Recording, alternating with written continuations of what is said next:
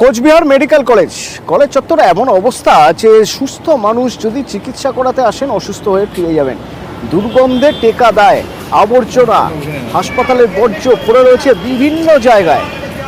এই হলো হাসপাতাল চত্বরের অবস্থা। শুভঙ্কর আমার সঙ্গে রয়েছেন। শুভঙ্কর, সাফাই কর্মীরা কি ছুটিতে গিয়েছেন নাকি এটাই এই হাসপাতাল চত্বরে নিয়ম হয়ে দাঁড়িয়েছে? দেখো, কোচবিহার এমজিএন মেডিকেল কলেজ ও হাসপাতাল কোচবিহারের পাশাপাশি আলিপুরদুয়ার জেলার বাসিন্দারা চিকিৎসা পরিষেবার জন্য এই হাসপাতালে আসে। এই হাসপাতালের মূল বিল্ডিংয়ের পেছনে এবং তার ঠিক উল্টো পাশে আছে মাদার অ্যান্ড চাইল্ড হাব।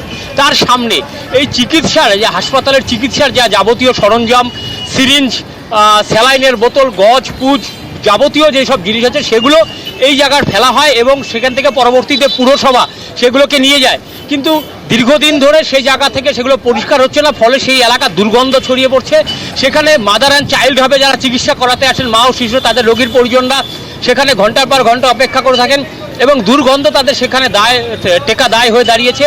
গোটা বিষয়টি নিয়ে স্থানীয় বাসিন্দাদের মধ্যে ক্ষোভ ছড়িয়েছে এবং এই বিষয়ে তাদের বক্তব্য যে এরকম একটা পরিবেশ, হাসপাতালের পরিবেশ যেখানে মানুষ সুস্থ হতে আসে, কিন্তু পরিবেশ যা তাতে মানুষ অসুস্থ হয়ে পড়ছে।